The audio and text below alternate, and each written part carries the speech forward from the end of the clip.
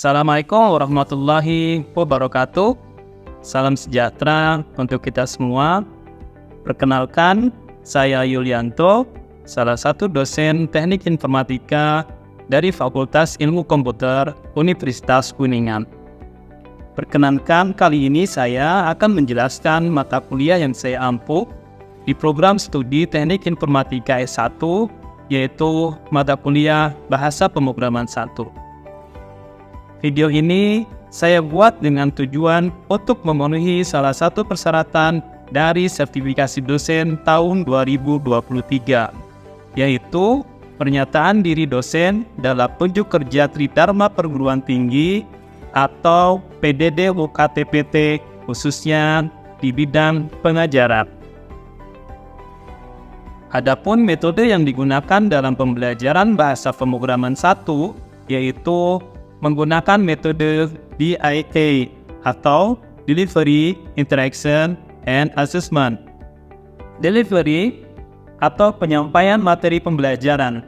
Ini dilakukan dengan penyampaian bahan tayang PPT, video pembelajaran, modul, atau buku referensi. Sementara interaktif ini dilakukan melalui diskusi langsung atau diskusi berbasis teks pada e-learning di hybrid.moniko.ac.id atau metode daring diantaranya menggunakan WhatsApp Group. Sementara untuk asesmen dilakukan melalui tugas, kuis, UTS, dan UAS. Baik, saya akan memulai untuk menjelaskan deskripsi dan informasi secara umum dari mata kuliah Bahasa Pemrograman 1. Bahasa Pemrograman 1 merupakan mata kuliah yang wajib bagi mahasiswa semester 3 pada program studi Teknik Informatika S1 Fakultas Ilmu Komputer Universitas Kuningan.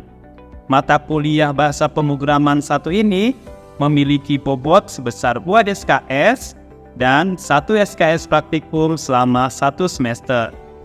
Adapun bahasa pengantar yang digunakan pada mata kuliah ini adalah menggunakan bahasa Indonesia. Mata kuliah Bahasa Pemrograman 1 ini memiliki tujuan untuk membekali mahasiswa dengan pengetahuan konsep dasar bahasa pemrograman Java, membangun program berbasis desktop dengan bahasa pemrograman Java, yang mana ini meliputi AWT, Swing, struktur input dan output, JDBC, CRUD, e-report, dan penerapan algoritma sederhana. Adapun capaian pembelajaran lulusan atau CPL program studi S1 Teknik Informatika yang dibebankan pada mata kuliah ini adalah menunjukkan sikap bertanggung jawab atas pekerjaan di bidang keahliannya secara mandiri, mampu bekerja sama dan menyelesaikan pekerjaan dalam bidang ilmu, mampu menunjukkan kinerja mandiri, bermutu, dan terukur, mampu mengambil keputusan secara tepat dalam konteks penyelesaian masalah di bidang keahliannya berdasarkan hasil analisis, informasi, dan data. Selanjutnya, mahasiswa mampu secara kreatif dan inovatif merumuskan pemecahan masalah dengan memanfaatkan teknik komputasi dan teknologi informasi berbasis konsep-konsep yang relevan dan dengan memanfaatkan alat pemodelan yang tepat. Serta tujuan capaian lainnya adalah mahasiswa mampu membangun program komputer untuk mengimplementasikan pemecahan masalah dengan memanfaatkan teknologi informasi dan mempunyai pengetahuan dalam mengembangkan algoritma atau metode yang diimplementasikan dalam perangkat lunak berbasis komputer. Adapun untuk capaian pembelajaran mata kuliah atau CPMK pada akhir perkuliahan ini adalah mahasiswa mampu secara kreatif dalam penerapan konsep pemrograman Java berbasis desktop interaktif. Mahasiswa mampu memahami dan menerapkan konsep algoritma dan Java dalam membangun aplikasi desktop. untuk menyelesaikan masalah yang diberikan. Untuk referensi yang digunakan di mata kuliah Bahasa Pemrograman 1 ini diantaranya adalah buku Menguasai Java 2 dan Object Oriented Programming karya Benny Harmawan. Ada juga buku Esensi-Esensi Bahasa Pemrograman Java karya Bambang Haryanto, dan tentu banyak buku-buku lainnya yang relevan. Selain itu, ada juga e-book dan masih ada beberapa sumber pustaka yang bisa dijadikan referensi di mata kuliah ini. Sistem pembelajaran di mata kuliah Bahasa Pemrograman 1 ini dilaksanakan secara sinkronus dan asinkronus dengan menggunakan metode pembelajaran aktif yang mengutamakan peran dan keaktifan mahasiswa dalam proses pembelajaran, yaitu diantaranya adalah pembelajaran kolaboratif diskusi kelompok, penugasan berupa studi kasus yang disimpan di LMS di hybrid.unico.ic.id. Pembelajaran mata kuliah Bahasa Pemrograman ini dilakukan selama 16 pertemuan, di mana 7 pekan pertama adalah sebelum ujian tengah semester atau UTS, lalu pekan UTS, kemudian 7 pekan berikutnya sebelum ujian akhir semester atau sebelum UAS. Lalu ada 1 pekan untuk UAS. Adapun bentuk perkuliahan secara sinkronus dilakukan secara tatap muka di ruang kelas maupun menggunakan tool web conference seperti Google Meet dan Zoom.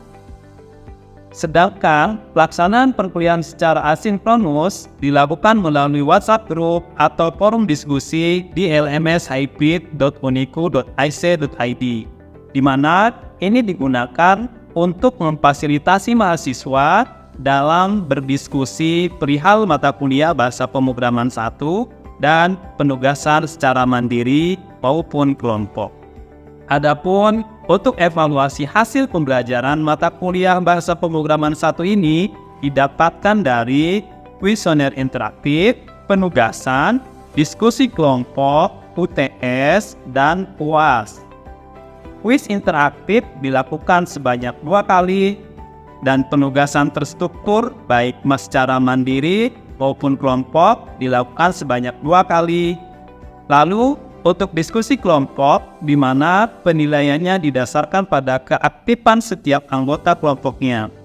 Adapun pembobotan setiap bentuk evaluasi hasil pembelajaran adalah kuis interaktif sebanyak 20%, penugasan baik mandiri maupun kelompok sebanyak 20%, diskusi kelompok sebanyak 10%, UTS sebanyak 20%, dan UAS sebanyak 30%. Dengan total pembobotan hasil evaluasi pembelajaran sebesar 100%.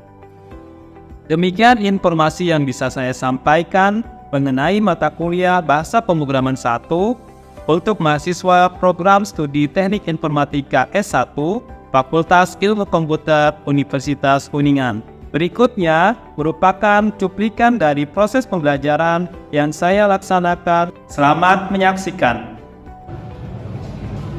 Assalamualaikum warahmatullahi wabarakatuh. Selamat pagi. Masih semangat? Kalau pagi-pagi harus semangat kan ya. Oke, terima kasih atas kehadiran teman-teman. Tapi Bapak mau konfirmasi dulu nih. Kita di sini itu mata kuliahnya apa? Pemrograman 1. Takutnya ada yang salah server gitu masuk ke sini, padahal yang mata kuliahnya bahasa Indonesia. Mudah-mudahan tidak.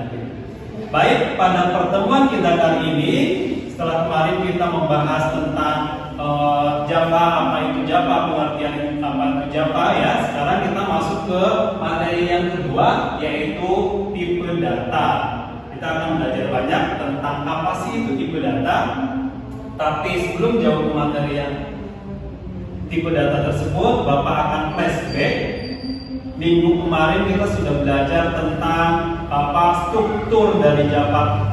Ya, struktur dari Java. Ada yang masih ingat struktur dari Java itu ada berapa? Ada 4. Ada 4. Apa aja? Yang pertama deklarasi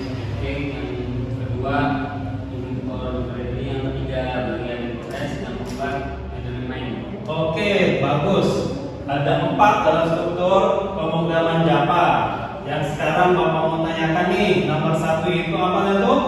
Deklarasi package. Ada yang tahu apa itu deklarasi package? Silahkan acungkan tangan. Tahu tidak deklarasi package?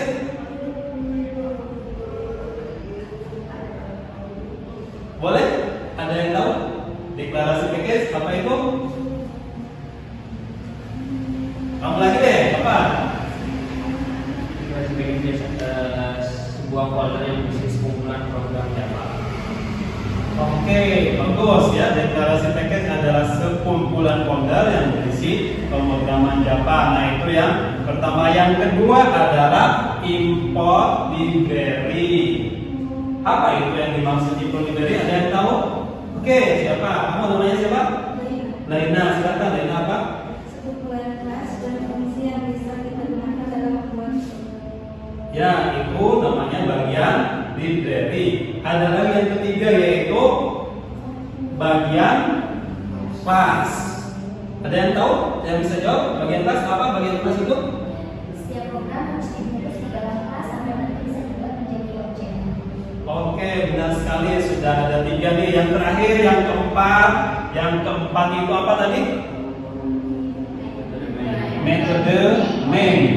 Apa? Ada yang tahu metode main itu apa? Ya, metode main itu apa? Merupakan suatu blok program yang akan didiskusi pertama kali. Metode main harus ada di dalam program. Kalau tidak ada, maka program yang dibuat tidak akan bisa dieksekusi. Betul ya. Itu ada 4 struktur dari pemrograman Java. Itu sudah dibahas di pertemuan minggu kemarin. Nah, sekarang minggu ini kita akan bahas adalah tipe data. Konsep tipe data. Tipe data adalah suatu batasan dari data atau nilai yang dapat dinyatakan dalam bentuk variabel atau konstanta. Satu tipe menyatakan pola penyajian data dalam komputer. Mendefinisikan tipe data berarti pertama, menentukan namanya tipe data, yang kedua mendefinisikan domain nilainya, yang ketiga membuat aturan tentang tata cara menulis tipe data dan menentukan operator yang dapat dioperasikan terhadap data tipe tersebut.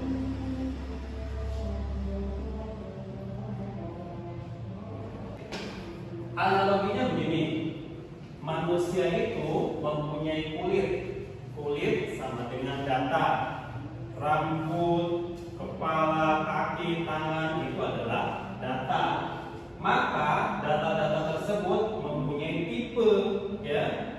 Tipe kulit, ada kulit kering, ada kulit berminyak, ada kulit halus. Sama seperti halnya data rambut. Rambut juga ada rambut keriting, ada rambut ikal, ada rambut lurus. Nah, itu logikanya seperti itu ya.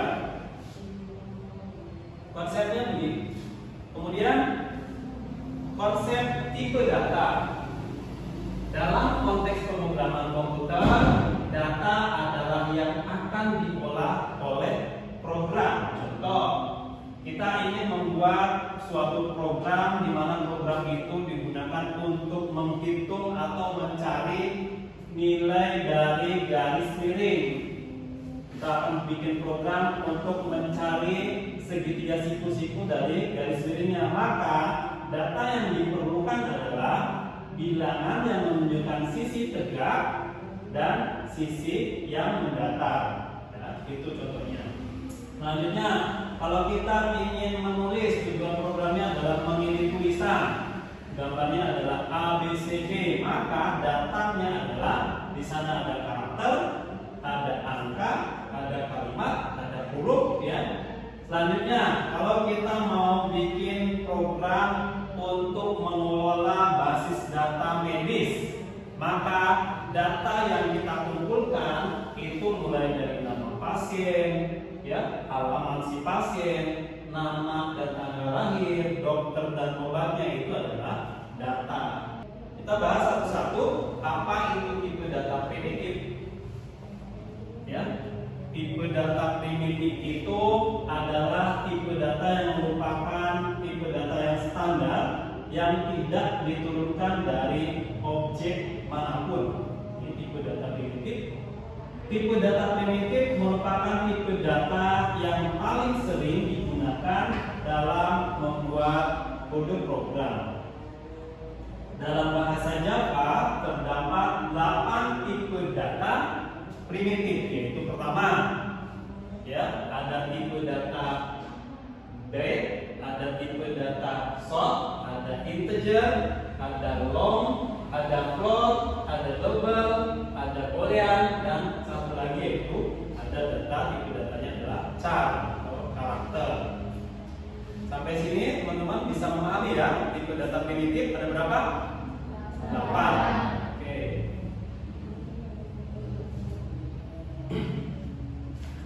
Pertama kita akan bahas tipe data primitif.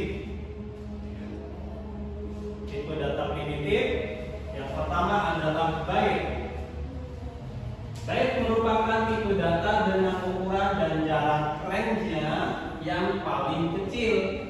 Tipe data byte hanya memiliki ukuran sebesar 8 bit dan panjang range-nya hanya min 128 sampai dengan 127. Tipe data byte biasanya digunakan untuk keperluan dalam proses membaca atau menulis. Jadi ada tipe data bit, itu tipe data yang paling kecil tentunya apa? Range-nya. Maka kalau kamu punya data yang banyak ribuan, ya misalkan data pasien itu ribuan, maka tidak baik atau tidak dianjurkan menggunakan tipe data byte, karena tipe data byte ini range-nya hanya di min 128 sampai dengan 127. Tipe data primitif selanjutnya yaitu tipe data short. Ya. Tipe data short merupakan tipe data dengan ukuran yang agak sedikit lebih besar, yaitu 16 bit dengan panjang range-nya min 32768 sampai dengan positif 32767. Tipe data ini juga sangat jarang ya digunakan biasanya digunakan pada komputer 16 bit. Ini juga jarang sekali kita pakai yang short. Contoh ya, itu bisa kita lihat contoh shortnya maksimalnya adalah 32767. Jika kita mempunyai data lebih dari itu, maka tidak dianjurkan menggunakan tipe data yang short ini. Data integer merupakan tipe data dengan ukuran yang lebih besar, ada 32 bit dengan panjang range-nya min sampai ke plus berapa tuh? Ada sekitar 2 miliar ya. 214748367. Tipe data ini sangat sering digunakan karena tipe data ini dianggap lebih efisien. Sekarang masuk ke tipe data yang long. Tipe data ini sering digunakan dalam keadaan khusus, di mana apabila nilai yang digunakan melebihi dari nilai panjang tipe data integer. Jika datanya banyak sekali, maka dianjurkan menggunakan tipe data yang long. Tipe data yang sering digunakan dalam menggunakan nilai pecahan. Jika dia datanya berupa pecahan 1,7, 2,8 yang berbentuk ada komanya, maka kita menggunakan data tipe yang float. Oke. Tipe data selanjutnya adalah tipe data double. Tipe data double ini digunakan untuk tipe data yang yang masih menggunakan koma, ya, tetapi range-nya lebih besar daripada tipe data float. Lalu ada tipe data yang namanya char. Tipe data ini merupakan tipe data yang sering digunakan untuk menyatakan sebuah karakter. Misalkan tipe data, misalkan nama, tipe datanya berarti char, ya. Misalkan nama gedung atau nama pasien, nama orang, nah itu menggunakan tipe datanya kita menggunakan yang char. Selanjutnya yang terakhir adalah dalam data primitif yaitu tipe data boolean. Tipe data boolean itu adalah tipe data yang sering digunakan untuk menyatakan nilai logika. Boolean itu yang kita sering pahami adalah nilai logikanya 0 dan 1 atau benar dan salah.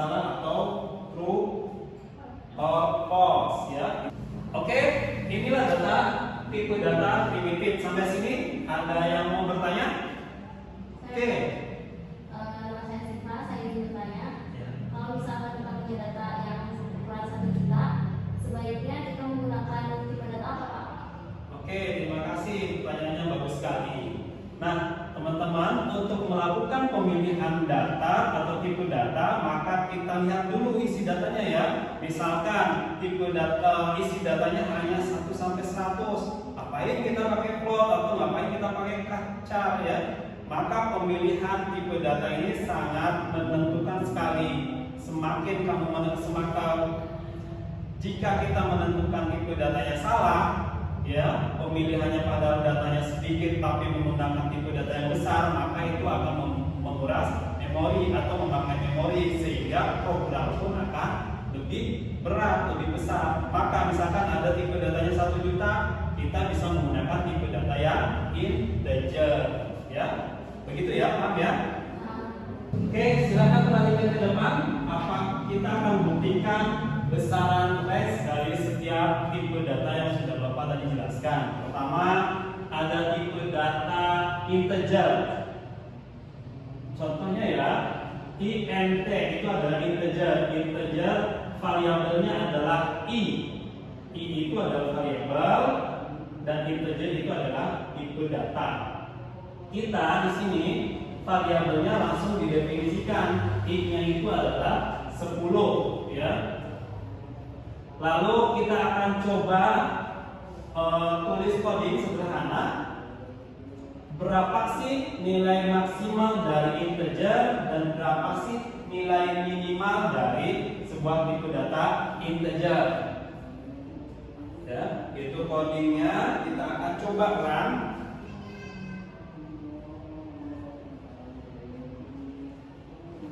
Bisa terlihat teman-teman semua? Di sini ada nilai integer i. I itu tadi adalah variabel. Variabelnya sudah diinputkan yaitu 10. Dan yang di bagian bawah nilai dari max sebuah integer adalah 214748367 dan nilai minimalnya adalah nilai minnya adalah min 21474836648. Nah, besarannya dari besaran integer sendiri adalah 4 byte atau besar integer itu 32 bit. Sementara untuk yang bagian bawah yang tipe datanya adalah bit dengan variabel gunakan kita variabelnya b, maka nilai maksimum dari tipe data plot itu adalah 127 dan nilai minimalnya adalah min-maxnya adalah 1, 2. Setelah kita tadi membahas tipe data primitif, sekarang kita akan membahas tipe data referensi. Tipe data referensi adalah tipe data ini merupakan sebuah objek tipe data yang digunakan dalam object oriented programming. Semua tipe data referensi nilainya defaultnya adalah 0 atau null ya. Fungsi yang digunakannya adalah modifier, nama tipe dan nama variabel. Kita akan kasih contoh data referensi. Jadi teman-teman, perbedaan dari tipe data primitif dengan tipe data referensi adalah tipe data primitif itu langsung didefinisikan oleh Java, ya, tapi tipe data referensi didefinisikan oleh si user. Kalau tipe data primitif mempresentasikan nilai tunggal, tapi kalau tipe data referensi menampung nilai 0 atau lebih nilai primitif atau objek. Itu perbedaan dari data primitif dan tipe data referensi. Selanjutnya adalah variabel dan konstanta. Variabel pengertiannya adalah area atau tempat penyimpanan data yang nilainya dapat diubah-ubah. Contoh, variabel A sama dengan 3, B sama dengan 2, C misalkan sama dengan 4, yang mana A, B, C itu disebut dengan variabel. Sementara kalau konstanta itu adalah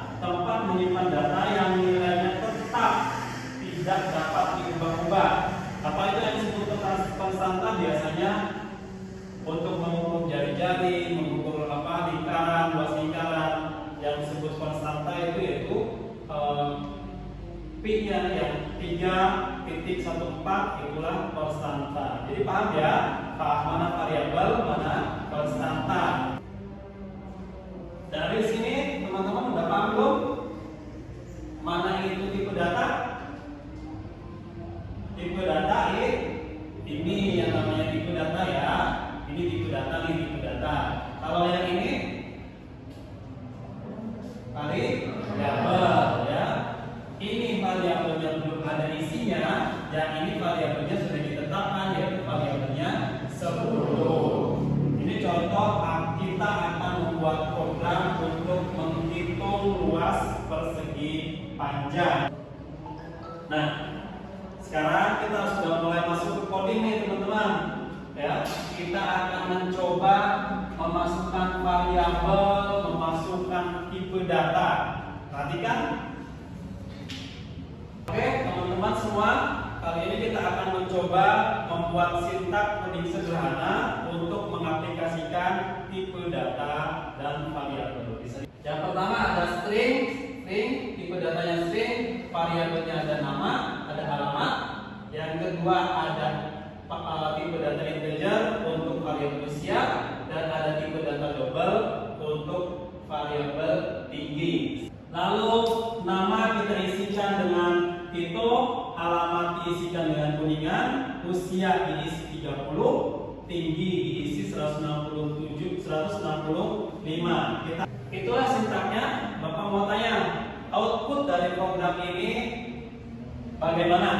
Silakan, ada yang mau coba ke depan? Oke, silakan. Perhatikan output dari pengaplikasian tipe data dan variabel, outputnya akan ditulis seperti ini.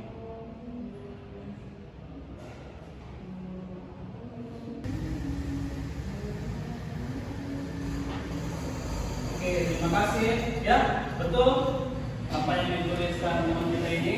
Jadi pengaplikasian tipe data dan variabel yang sudah ditulis di atas, maka kalau kita eksekusi jadinya seperti ini.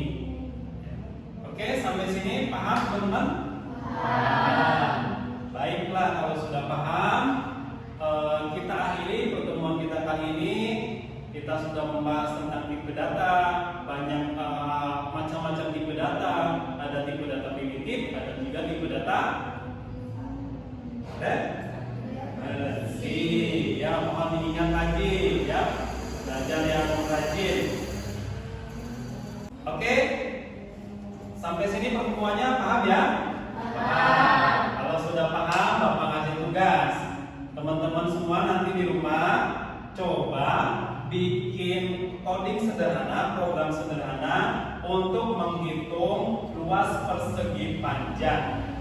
Ya, aplikasikan tipe datanya, variabelnya ke dalam bentuk coding. Minggu depan dipresentasikan satu orang di depan kelas.